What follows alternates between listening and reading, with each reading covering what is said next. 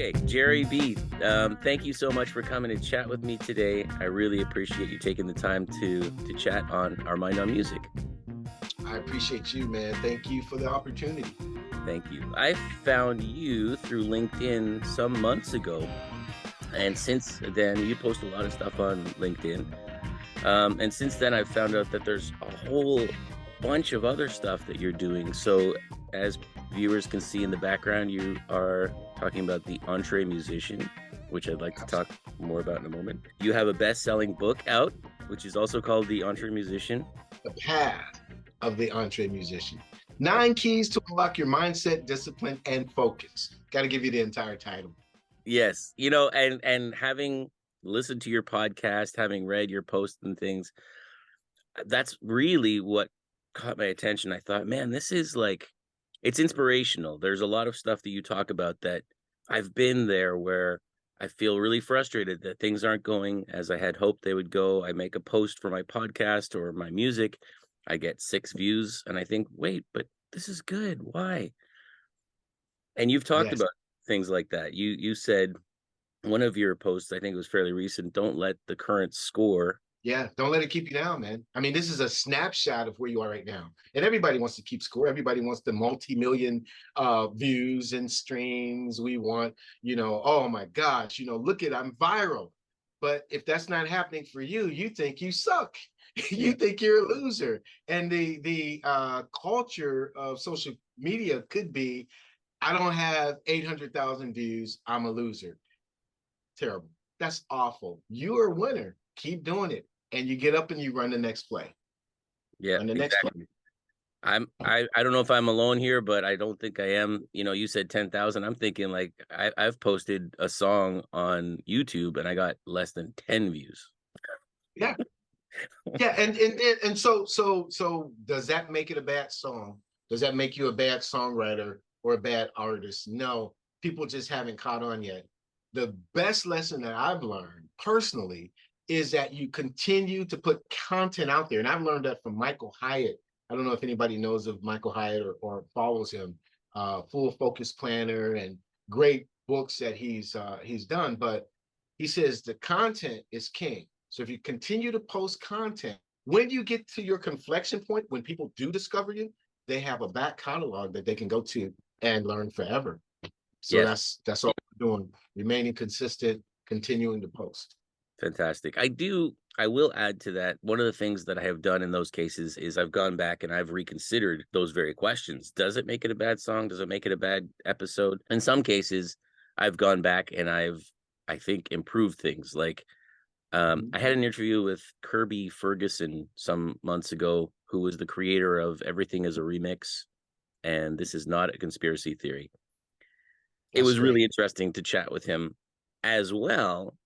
Later on, he and I chatting like after the episode, one of the things he said, I said, as a filmmaker of your caliber, what is something I could be doing better? And he said video quality, because when I first started, I was trying to post my videos at a very low bit rate so that people could easily download it. It would be easy to view on any device, but it turned out that the video quality people were seeing was very low. So yes, I totally agree. And I appreciate your message of, don't let the current score keep you down, but I also do think, don't discount it, consider why you personally think that score is low. Like, why did I only get 4 viewers on an episode that took me a week to prepare? Absolutely. And then I find out that it's so pixelated that people actually find it uncomfortable to watch. Oh, should probably No, absolutely. That, and we talk about this in the 9 keys in our book. The first key is to start. Okay. And so you have to start somewhere. A lot of times people are waiting until it's perfect, until you have the $5,000 camera. It can be pixelated. The audio quality is not the best, but the thing to do is to start. So key number 4, though, however, is learn, right? So when you learn, then you're going, okay, well, there is a way to do this better because I've started, now I have to improve. You go back and watch some of the earlier posts that I've done, or the EntreMusician, or the earlier songs. That's what I say, right? But you continue to improve. You continue to evaluate. So by all means, am I not saying learn from your mistakes or be satisfied with where you are? I'm just saying, don't let it get you down because it's a snapshot. Because what's the next snapshot after that? After you run the next play, Right. and after you play 12 games, Yeah. right? Look at this. For this, and this is not bragging. God knows I would never do that. But I'm bringing these up here to say I had to start somewhere, right? And these go back into the late 90s and early 2000s. But I've learned, and this CD, which one is this? That CD is not like this CD, which is not like this CD, which is not like this CD. You know what I'm saying? You have to grow. And that's the only reason I have these close by, to convince myself that, oh my God, this next thing that I'm working on, I'm growing. What have I learned? What have you learned? Well, I mean, in each of those cases, you learn different things. Sometimes it's songwriting, sometimes it's production, sometimes it's recording, sometimes it's, presentation. Yes. I watched one of your episodes where you were talking about your early days recording on a Tascam Porta Studio, the cassette. And I was laughing as you were talking because I suppose we're close to the same age. I that was the first thing I ever recorded on myself. I never actually set one on fire, but Yeah. And by that, I don't mean a match. I meant like, oh my God, there's smoke coming from it. yeah, well, that was because I was laughing because some people might be thinking, how does that even happen? But I used one myself. And yeah, if you pump the volume for long enough and you play it long enough, it'll literally overheat. And I was just imagining what that would have looked like at the time. Neither one of us is recording on a Tascam, even the Porta Studio 2 that replaced your Porta Studio 1, well, your brother's, right? Right. But right. Neither one of us is using a cassette 4-track to record right now, so we have definitely learned and moved on from things. So I guess all I'm saying is that what you're saying, really, I connect with a lot. And I'm sure there are lots of people out there who are thinking from different perspectives the same thing, that, just thank you for that, because there are moments where I think, why am I even doing this? It's midnight. I should be sleeping. And instead I'm editing this podcast that maybe 20 people will watch. Why am I doing this? And the answer for me is because I really enjoy it and I want to do it well. And the other part of it is, yeah, hopefully more and more people will catch on as I get better at it. And as people hear that it's out there. That's really partially why I'm talking with you today, is because I just think to get the word of what you're doing out to people is important too. You have a really good series of messages that you're sharing. So I'm really happy to getting that to new ears, Well, I appreciate it. I really do, man. And I'm going to absolutely reciprocate. And we're going to have to introduce you to our audience, because that's what the EntreMusician is all about. That's what the community is all about. We live, we learn, and we grow together. You're 50 years old or older, Yep. right? Mm-hmm. Well, then this is the demographic. Yeah. I shared the link to your podcast with a friend recently, Gary Darnell Wortham, who's a musician that I've interviewed here on Our Mind on Music. And right away he said, thank you so much for sharing. That's very useful. So you have your podcast, you have your post on social media, you have your best-selling book. Congratulations, that is doing really well, and I'm so happy for you and for the readers. You have your television show. Yes. The TV show is... I'm sorry. I preempt you. I apologize. Please. This is TV. We preempt. I'm always like this. I'm sorry. No, not at all, though. That's the one thing. It's like I'm always the one talking or asking the questions. Now somebody's asking me questions, and I have to learn to wait till they finish. I just had, for the first time, actually, I just had this experience myself this past week, speaking with a guy named Phil Yale, who has a podcast called Phil's Tracks. And he was, quote unquote, interviewing me. And I found the same thing. I was like, wait for the question. Okay, so please do tell us about Artist Impact.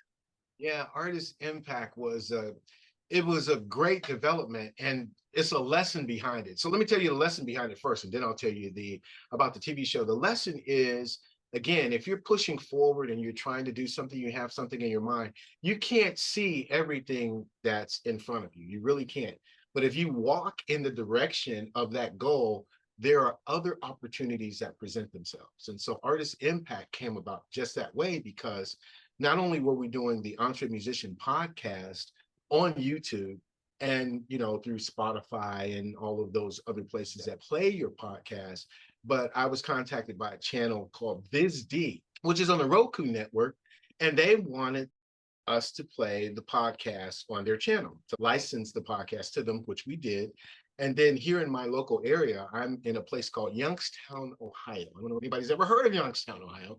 So anyway, this media channel called Armstrong wanted to play the podcast as well. So now we have two channels that are playing the EntreMusician podcast other than the usual places that you would get it. The great thing about it being in my area is playing on terrestrial TV. So I guess they're getting a lot of views, more than I can score on YouTube, and it's becoming popular. And Greg Rotan, who is the program director of Armstrong, said, Jerry, I got an idea for a TV show, man. Let me take you to breakfast. We went out to breakfast, we had coffee, and he was imagining something like an American Idol without the competition, without the cash prizes, but in some way that could help the local musicians around this area to, you know, better present their platform. So I said, yeah, we could put something like that together. And that's where we just started bouncing it back and forth. And we hit the title. And by God's grace, I know a lot of people in the music industry who want to be like panelists. So everybody wants to be Simon, right? You know what I mean? So that was good. So I reached out to my friends, and then I put the call out, not only to the local musicians here in Ohio, but through our YouTube channels and whatnot. And people just started sending in these videos. And by God's grace, we're at 22 episodes right now, and we still have 2 in the can to go out, and we'll be at episode 25 by the end of the year. So wow, congratulations. That's awesome. That's the whole story of that is awesome. I mean, the fact that they contacted you because they liked your content so much, the fact that you had somebody with a vision who thought you can bring this vision to life, you know, that's yes. it's fantastic to hear a story like that. It's actually really encouraging. It So keeps encouraging me too, man. I'm the one that's really very grateful for every opportunity that I received, because I didn't see this coming. This was not in my business plan, but it just happened along. You yeah, know? that's fantastic. It's funny that you said that. It's a few months ago now, but actually just a few months ago, I was speaking with somebody, a musician friend of mine here. I'm in Shenzhen, China, speaking with you right now. Just down the road, there's a place where there are these musicians playing. And I was speaking with the singer from that group, and he had exactly that idea, not for television or anything like that. Just there are so many musicians here in Shenzhen, local musicians, China, um, musicians from China, but also expat musicians, huge Yeah. community. And so we've been talking about doing something like that here as well, just doing an evening where people can come by. What you just said, there's not the competition aspect of it, but there is feedback on what they do. Do you know? Yeah, So do absolutely. you? So do your panelists? You mentioned panelists, so they provide feedback to the musicians that perform. Absolutely. And you know, it's usually 3 panelists per show, and we switch them up. And there's 2 videos because they email in their videos, and they provide real-time feedback on, man, that was a very strong hook, but you know, the bridge was a little pitchy, or you know, and we've had people like Barry Coughing, Michael Elsner, we've had Bob Baldwin, we've had Michelle Weiss Maslin. I mean, we've had George Hazelrig. We have the cream of the crop as far, and I know I'm leaving some panelists out. I'm not doing that on purpose, guys. You know, but we have some heavy hitters, real cats who are in there. As a matter of fact, we just lost Vance Anderson 72 hours ago, who he was a general in the EntreMusician, but also a heavy hitter on Artist Impact as well. He passed away this Wednesday, and our hearts are heavy for him.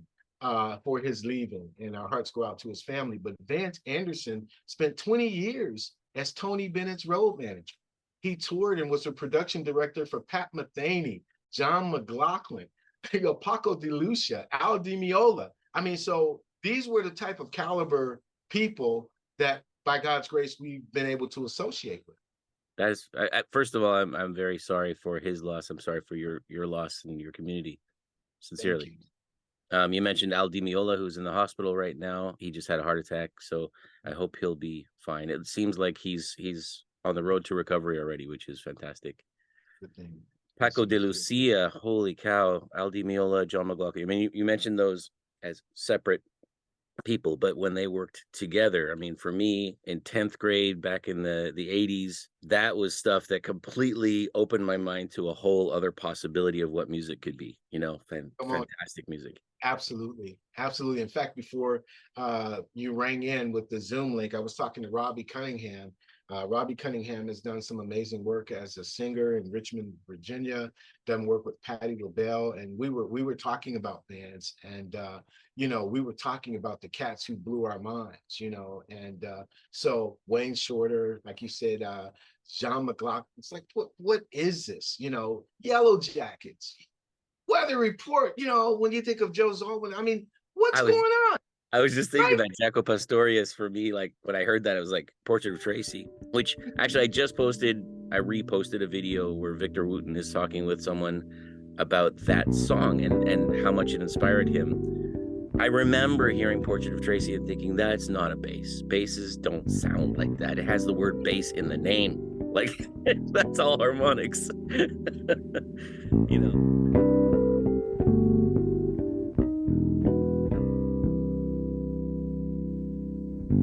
I love that. That's very cool. Yeah.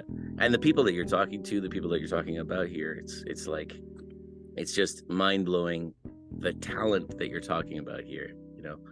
Very cool.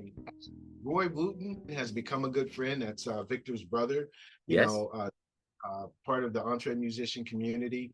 Wow. Lovely young man. You know, I had the beautiful opportunity, speaking of Vance, just real quickly again, to introduce him to Ron Moss.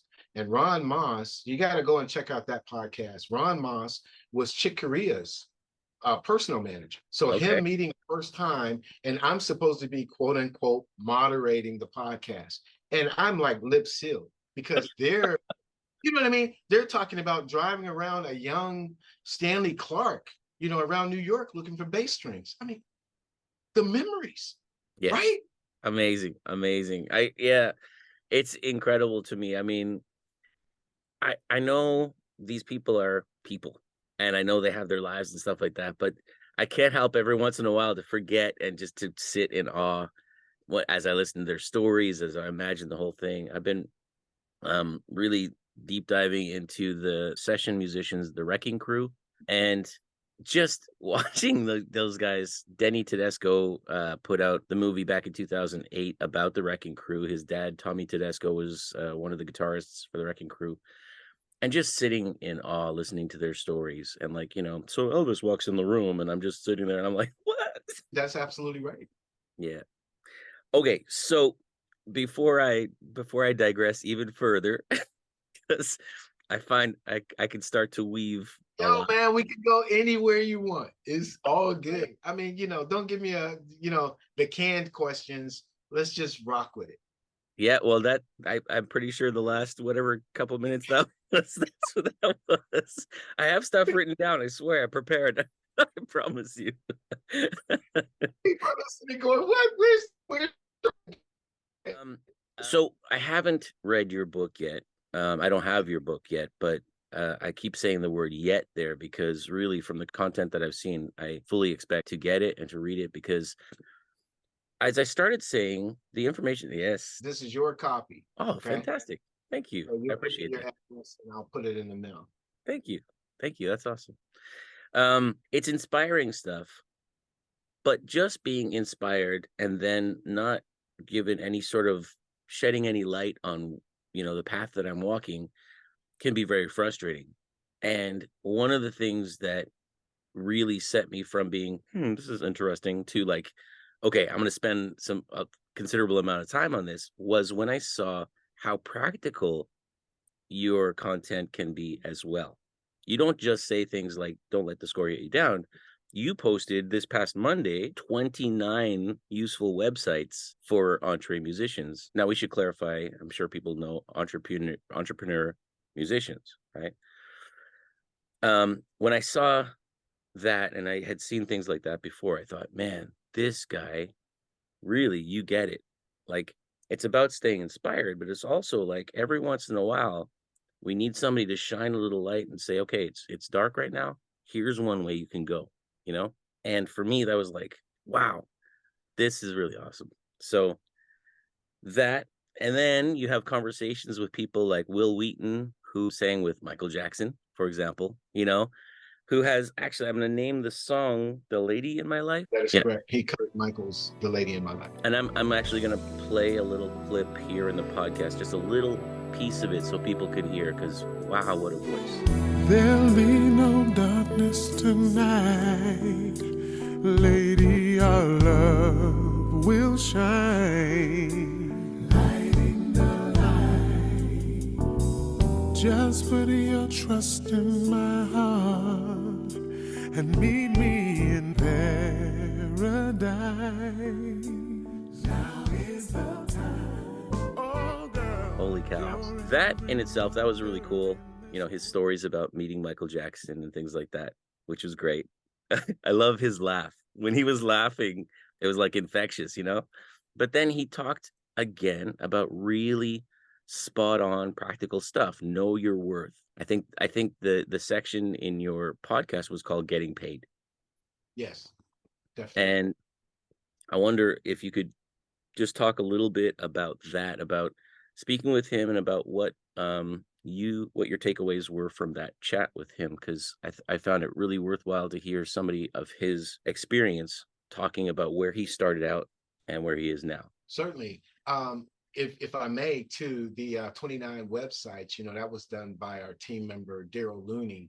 So, you know, I don't want people to get I'm not an island. So the EntreMusician community is a community, and Linda Bolero, Vance Anderson, Robbie Cunningham, Daryl Looney, they do podcasts for the EntreMusician as well. So if you don't see my pretty face every time, don't worry. You know, it's the same brand. But with respect to Will Wheaton, you know, I was so very blessed to be able to talk to, again, a gentleman of that caliber who's been there, quote unquote, and done that, yet it still has an open heart to learn. And so the advice he gave on knowing your worth, you know, was really a confirmation for me, because in every level that you get to, you know, you want to try to climb another rung on the ladder. Well, you need to know where you are right now. You need to be realistic about where you are, but you need to not be ashamed of it either. So if you're offering a service, you're offering a product, your song, you are an entrepreneurial musician, then know what that is and don't take a back seat to it. You know, you're going to have to learn negotiation skills, right? You're going to have to learn to say, well, this is where we stop and there's no more. And what I've learned personally is that when you have that price, because it is a price or a fee or a service that you're offering, then you say, okay, this is what it is. Now, how can I serve you best by you blessing me with what I'm worth? And I took from him, because I think he used the illustration of the young lady who wanted him to sing at a wedding and Yes. said Quincy was going to be there. Yeah, he said, I know Quincy. It's like, you know, there's a lot of things. And let me just say this without trying to go down a rabbit trail. You know, there are a lot of vocations that people will pay for, and there's no question about it. Plumber, carpentry, electrician, doctor, dentist, etc. This is the price. But when it comes to the musician, there's always that, well, yeah, you know what I mean? And once you get serious, when you do decide that you're going to get serious and not play the capitulation game, then people will be more serious with you. That's what I have never spoken with Ron Carter, the bassist, but I have listened to him speak a lot. I also find him very inspirational because he's played with literally everybody. He's, as far as I know, the most recorded jazz bassist in the world. Right. And one of the things that really stayed with me was in an interview when he was talking about how A Tribe Called Quest had invited him to play on one of their recordings, and his son was encouraging him to do it. Dad, you got to do this. This is awesome, you know. And he said, "Okay, I'll go and I'll walk in. I'll give my conditions. There will be no profanity in the song. There will be these conditions. You know, if you follow that, then I'm here and I record." And he was fully willing to walk away, which is one of the things that I think for musicians is really hard to get to that point where we're willing to walk away, where Will Wheaton said, know your worth, you That's know? great. So part of knowing your worth is being ready to ask the price that your work is worth. And part That of is it great. is being willing to walk away. You just said, this is where we stop and there's no more. And that is really hard. It's really hard to say, I got this thing going and I'm going to walk away from it. You have to know when that's the right thing to do. I got a call one day from this person called Q-Tip, and I said, okay, my son recommends I take this opportunity. My saying to you is that I know some of the lyrics of those poems I've heard, and I don't really speak like that. And I'll make you a deal. I'll do this record with you. But if I sense the language going those ways, my car's parked right outside with a ticket on it. And I've got to go home. No, man, no problem, man. I said, okay. So we got to the studio on an appointed time, and I think we did 2 or 3 takes, and I thought I couldn't do any more. So I said, I have to go, and I left. And well, you heard this about the second take of the record. Yeah, those are the types of things that not a lot of people talk about. People talk about, how to get your name out there and how to convert your video to a short so more people will watch it on YouTube. But people don't talk about those moments where in the quiet conversations, possibly over breakfast, if the person that you were speaking to had said something that you weren't comfortable with, I feel confident that you would have said, no, I can't go there. Yeah.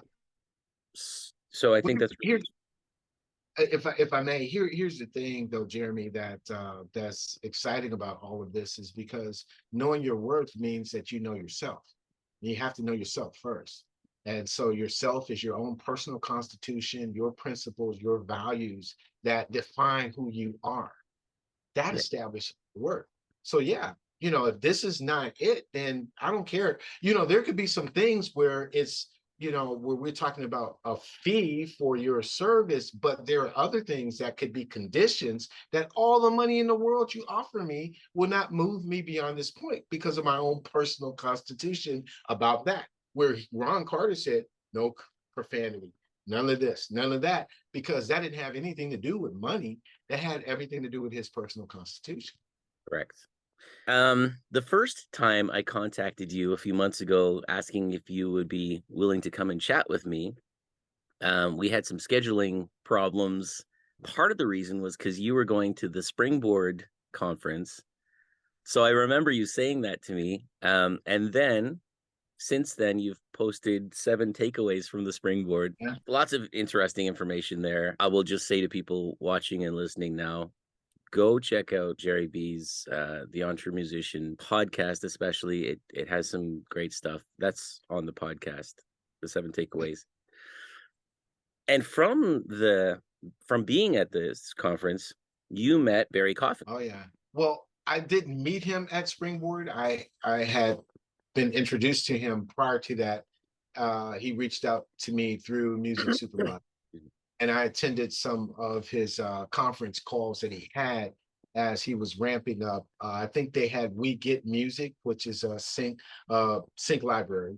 And so they were trying to expand that to a professional mode through musicsupervisor.com. And so that's how I met him. And his personality is absolutely magnetic. If you've talked to him before, big, gregarious, pull you in and hug you real tight type of guy.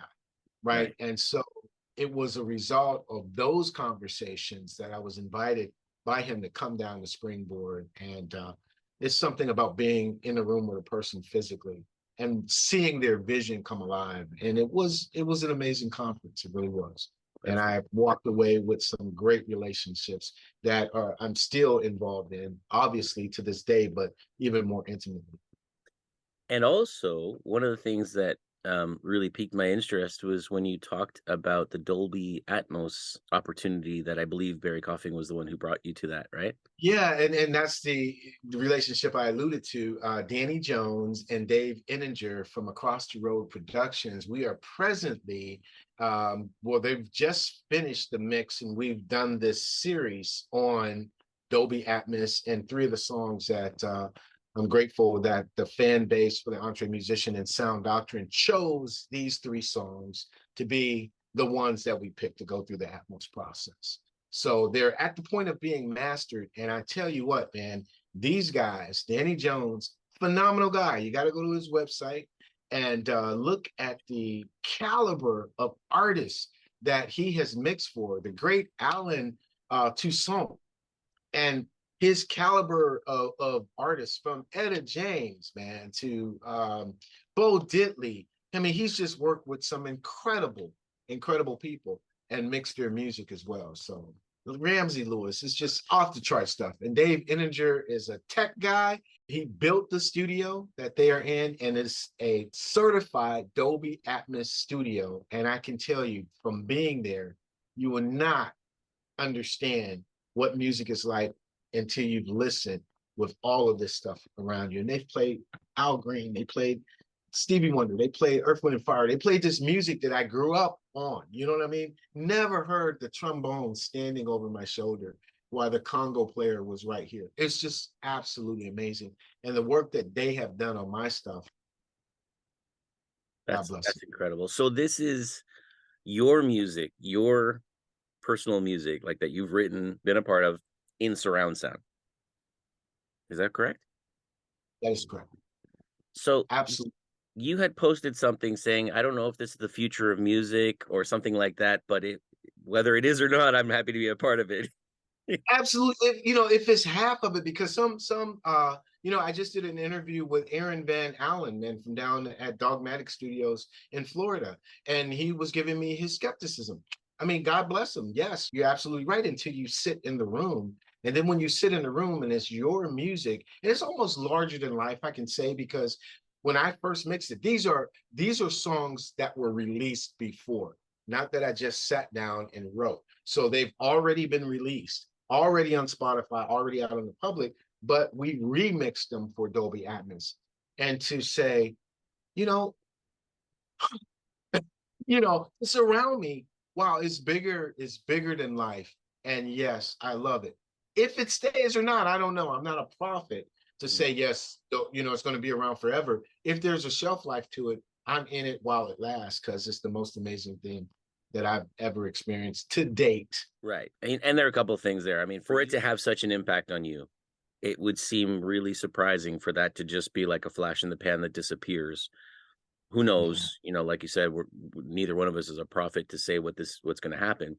But it seems to me like, okay, if it had that kind of impact on you, and you're talking about stuff that you had released, like it was ready to go, you were comfortable as a songwriter performer to have people hear this en masse, right? Absolutely.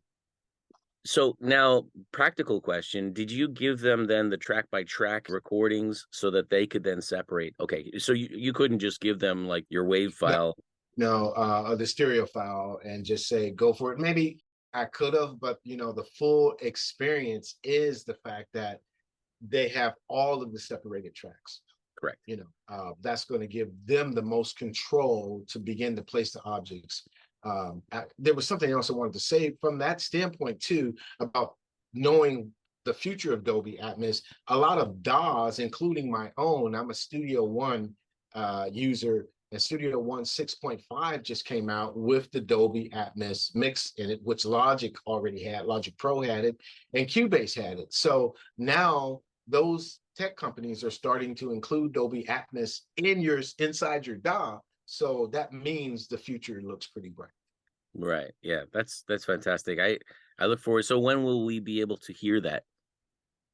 This October is coming. We're at the end of September as we're recording this right now. So we haven't settled on a date, maybe the second or third week I'm actually taking the next 3 days off, Sunday, Monday, and Tuesday, to plan what needs to happen until we get to the end of the year, because Jim Collins always says that good is the enemy of great. So I don't just want this to be good. I want great things to happen out of it. And I've had a lot of opportunities I need to back up and to explore.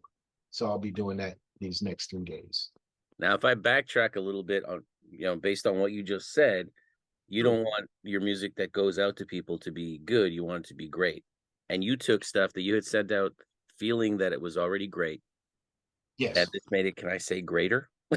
Yeah, well, it's really interesting because what did we think when we saw, or let's go back even further, when all of us had vinyl, and then the CD revolution came along, and you heard that song that you had been listening to on vinyl for 20 years, and you heard it for the first time. Louis Armstrong on CD blows your mind. Yes. If granddad's 40, 78 with all the, hearing that clear was just like a mind blow, right? Yeah. VHS, and watching the Avengers on VHS or watching it on Blu-ray, right? Yes. Yeah, absolutely. Same thing. So we did the best that we could with the technology we had, and Danny Jones took it and blew it up. Yeah. That's all part of that step 4, right? The learning part, sometimes it's, you've done everything you can at that moment with what is available at hand. I go back again to your story about recording in your friend's what was it, the dining room or living room, Oh, there you go. In my dining room. There you go. And I wrote down, because I was just like, okay, this is so funny, like the Porta Studio, but also the Casio, you said CZ101. Yeah, man. Yeah. You We had call the it road. CZ.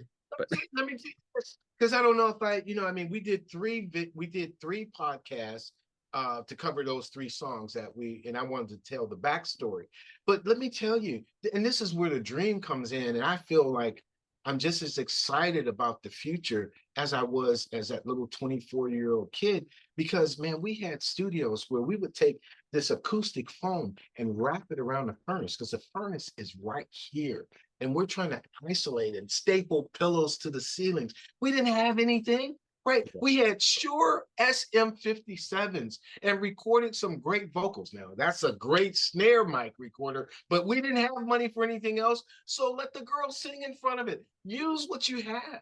yeah, when I discovered the 57 for the snare, when I discovered that an SM58 is just a 57 with the cover put on it, I was like, what? That's I bought both mics. I don't know. Whatever you have, man, use it. Don't and that's another thing. I gotta wait until. If Right. only I had. And then you do nothing, because somehow that mindset eludes you from actually doing what you should be doing now with what you have. There's I don't know who said this before, but they say we pray for chairs and God gives us trees, right? And so we're looking at the chair like, looking at the tree like, well, what am I supposed to do with this? Carve this sucker up and make the chair. Well, Sorry, and there's also, I don't mean to come off as pushy, but you got to do what you got to do with what you have. Right. And some of it as well, like what you said, it applies to so many things in life, right? Like when my wife and I were thinking about when should we wanted to have kids. We knew that. And when should we do that? Should we wait until we've reached this certain financial goal, or we've reached this place? And it's never perfect. So sometimes you just got to say, it's, we're ready to jump off, And some of this stuff that at some point in time, you might have looked at the TR-808 Roland and thought, man, that's so passe, that's so this, that. But how many patches on current DAWs, digital audio workstations, have the 808 built in because it was so good, actually? So sometimes it's cyclical, right? It's this cycle that goes around, and then suddenly you come back and go, wait a minute, the 808's cool again. Where is that thing? I think I have it in a shoebox somewhere. Or vinyl. They did the same thing with vinyl, Yes. or Yeah. lo-fi. No, you got to be here, but then lo-fi is cool again. Yeah, totally. I think things come around. We haven't talked about milestones and steps ahead. Yeah. So one of the things I got to tell you, when I heard milestones and steps ahead, I thought, I wonder why I didn't call it milestones and giant steps. Because I was thinking Miles Davis, 1958 milestones, right? But I thought, oh, I would have called it giant steps. John Coltrane. We thought about that. We did. Oh, yeah. Michael Brecker's band, Steps Ahead. You know what I mean? It was just Yeah. like it just had a little bit more coolness about it. Yeah, and honestly, I think the forward looking aspect of that, like Giant Steps, is great. I mean, the music obviously is legendary, but the idea of Giant Steps is great. But the steps ahead, for me, that's exactly what we've been talking about. There are these moments where you put out the best thing that you could at the time, and you did the best you could at a moment. That doesn't mean that stops there. It doesn't crystallize. You Right. keep moving. The steps ahead is what's coming next. So I really thought that was a great title as well. Is that a series on your EntreMusician podcast, or is that like a subtitle of the podcast? No, it's a series that began with me hooking up with Danny Jones and Dave Enninger for the Dolby Atmos. And again, just wanted to kind of tell the story, not like, we got these 3 songs, I'm going to try to do them in Dolby, but every song that we write, and you songwriters know this, there's a story behind it. There's something that causes to be. So I wanted to make sure that I was documenting, and plus every song has a process. So all of these people, bringing the Porter 1, bringing the Porter 2, bringing the little Casio, and wow, we did these songs. We just discovered this stuff together. I wanted to preserve that. And those are milestones. Those are, you can look back on that and go, wow. I went to see a friend today. His name is Jamie Harrod. James Harrod Jr. was our first saxophone player in Sound Doctrine. Jamie was recently diagnosed with MS. I hadn't seen him in a couple of years, and unfortunately, the process is degenerative for him. And we sat around and listened to some of that old stuff from 2001.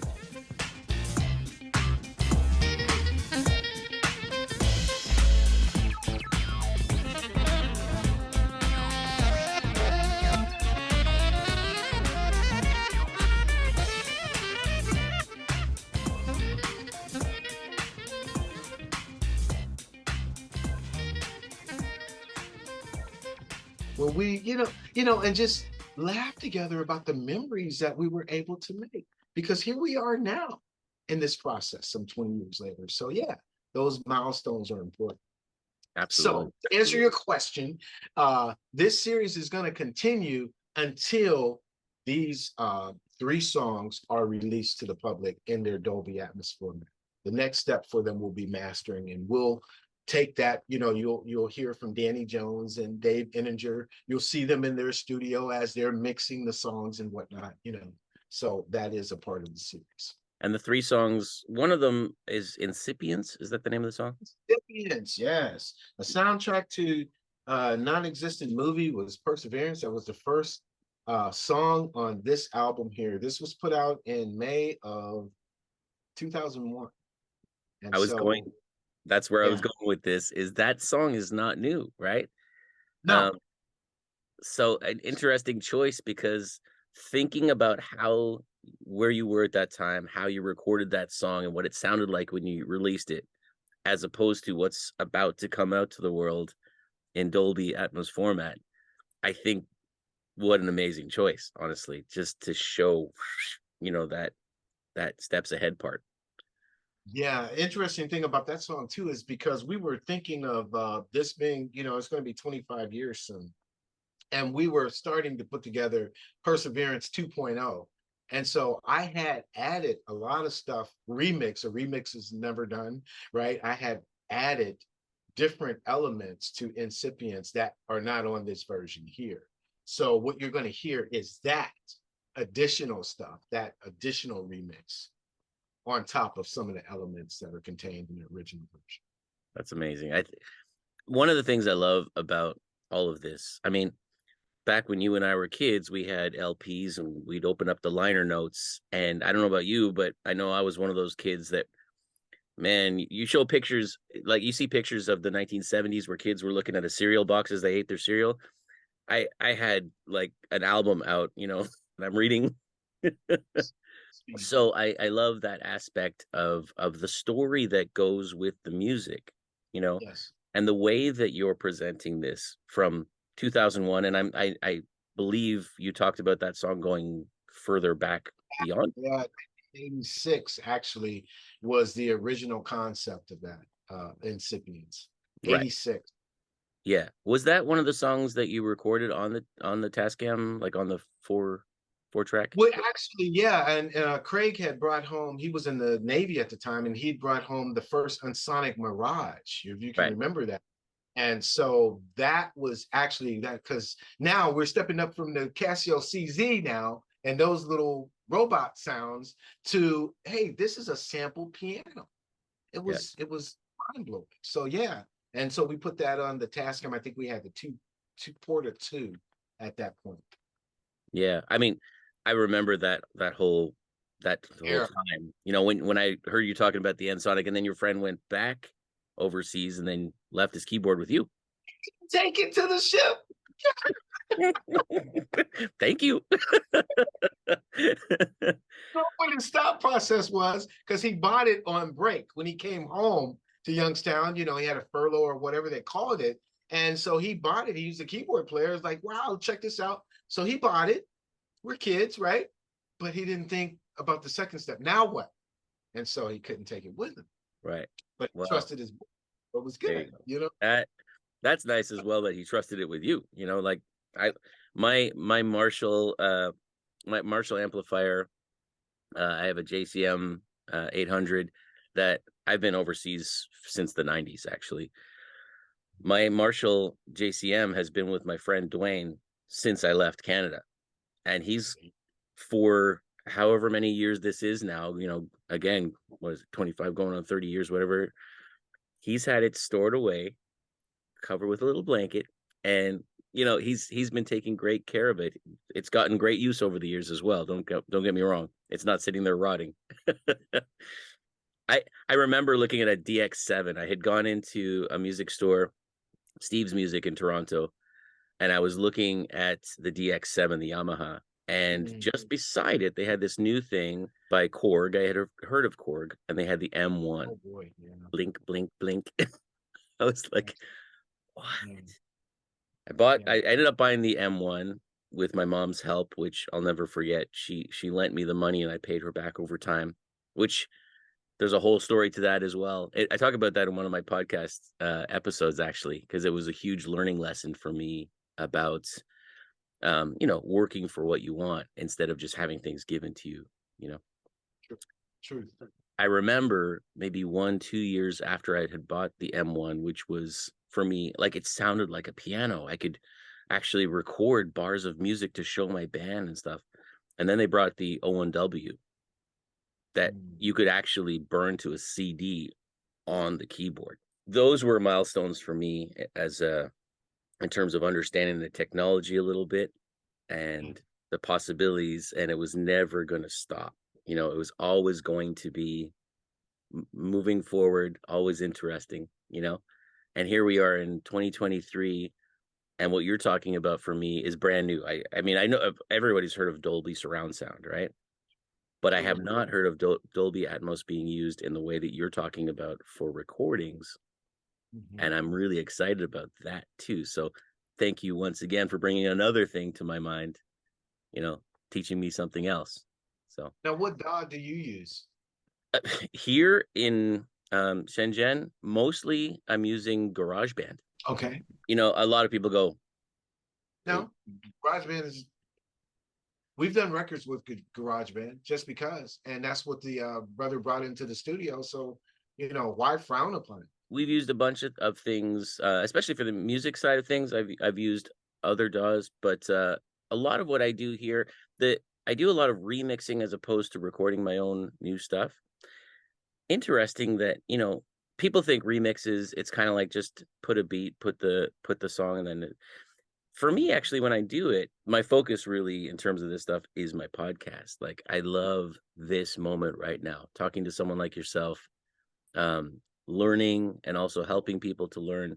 That's what I find interesting. I can do all of the mixing of the audio, adding in sounds and things like that on GarageBand, iMovie, you know.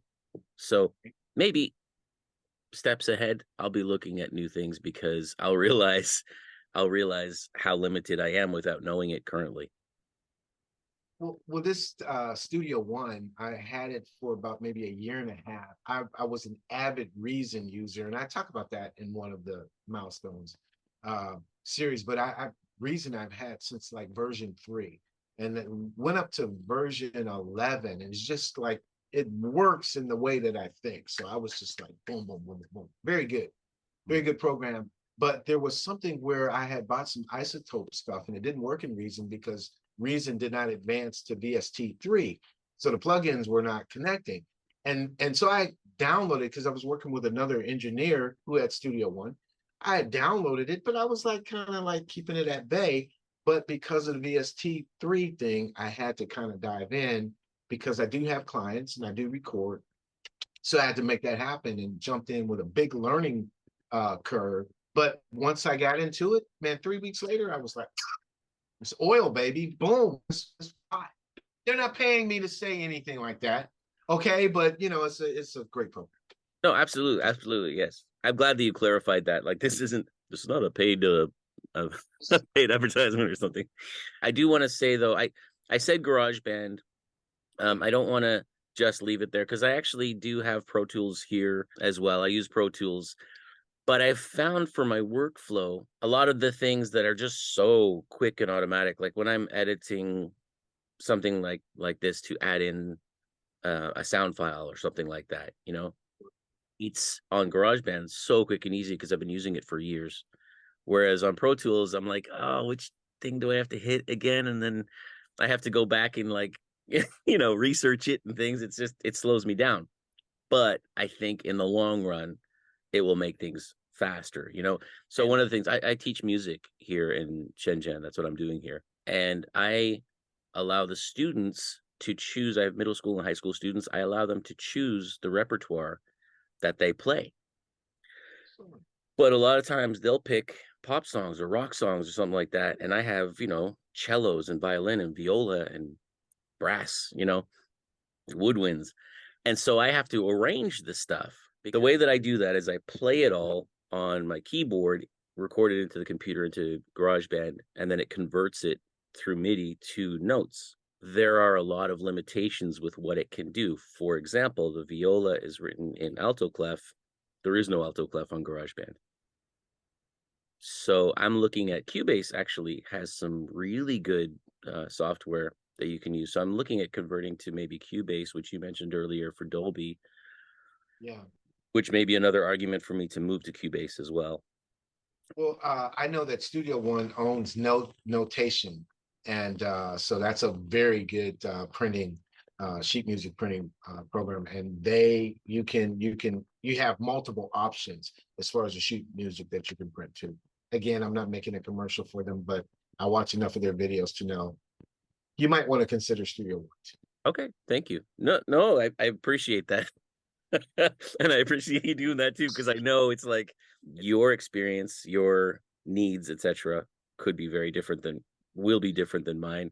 So but yeah, I love mentioning things. It's kind of like your episode of 29 useful websites. It's not like those people are going back and paying you to talk about this, that, and the other thing. This is a service to those of us who are creating and need to have that information. You mentioned, I think Canva was one of the things. Yeah. Which Yeah. I use that a lot in my teaching. Well, not in my teaching, but I use it just about every. Right. So, and that's one of those things, like neither one of us is being paid for saying Canva right now, but use it. It's really It will save you. It will save you. Yeah, exactly. So I think I'm never apologetic about mentioning things like that. When I've interviewed other people and they've mentioned who their distributor is or which DAW they use, etc. I see that as part of the reason that I'm here right now is some people listening to this will be also creators, podcast creators, music creators, and to have that information that they can then look into and make decisions on, I think is very worthwhile. Yes, sir. I agree with you. Jere B, I really appreciate this conversation. I really enjoyed this conversation, which doesn't surprise me. I saw you I heard you in your podcast, and I knew that it would be a lot of fun to talk to you, and it would be educational. And I really appreciate your time. Thank you. Well, I appreciate you, Jeremy, man. I just love people. I appreciate the way that you reached out to me, man. And I really didn't know because I'm not the guest all the time. So I mean, it was fun to try to see if I can wear these pants or not. And I guess I can a little bit. Absolutely. I think it's part of the nature. I mean, if you're going to be a podcast host, it probably means you like to talk. Yeah. People, you know. So, and then when you put into the mix that we are music specific podcast hosts, we're gonna have moments where we just kind of just go. And of a particular age, and that's why, you know, I encourage you who are listening or watching this podcast, if you're 50 and over, you want to check out the EntreMusician. You know, our community is growing. It's not exploding, but it's growing, and there's an organic growth there that I appreciate. You want to check out the EntreMusician.com. You want to get in touch with me there. Check out some of the podcasts that Jeremy mentioned. Check out Artist Impact TV, which is also on YouTube. Buy the book. There's audio, the audio book, and there is the print version. So you want to get that, and you want to just climb in, kick the tires, and see if it fits. I almost think it will, Jeremy. And I want you to come on one Sunday night. I would love to. I would love to chat again. I'm going to say your line here: provoke discussions on the mindset and discipline needed to do excellent work and encouragement community, especially if you are ages 50 plus. I'm going to share your links, and I really do hope people watching and listening will access your content, not only for music and podcast creators, but just for anybody, really. I think there are lots of interesting stories and lessons that you share that I think would be useful and interesting to a lot of people. Well, I appreciate that. You know, I mean, you know, Irma Dijon and Giancarlo Pera, High Classical Academy. I mean, you know, we had a real conversation because I know nothing about classical music. That's your department right there. But you know, what they take away from mindset, discipline, and focus, it goes across the board, no matter what type of position you are. So, thank you to them. Thank you for you, Jeremy. Thank you again, Jere. I really do appreciate this. Blessings to you. Take care. We will be in touch. Don't forget to like and subscribe. Good night.